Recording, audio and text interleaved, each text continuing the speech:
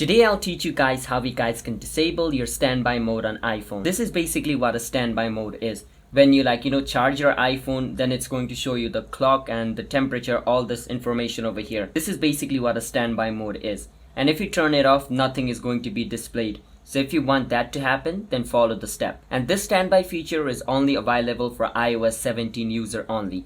Below that, it's not available. So follow the step. First thing, you want to click on setting and open your setting. Once you open your setting, you want to scroll a bit down in your setting and you want to click on where it says standby. You can see it.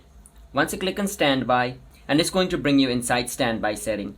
Inside over here, the first option where it says standby, it's currently on right now, which means if I charge my phone, all of this is going to be displayed. What I need to do is turn it off. Once it's turned off, nothing is going to be shown. And once nothing is shown, it's complete. Now the next time my phone is charging, none of the time or none of the temperature, date is going to be shown. It's only going to show me black screen. Like whenever you turn off your screen, whatever you see, that is what is going to be shown to me. So that's how you guys can disable your standby mode on iPhone. Hit the subscribe to our channel one step. I will see you guys next time.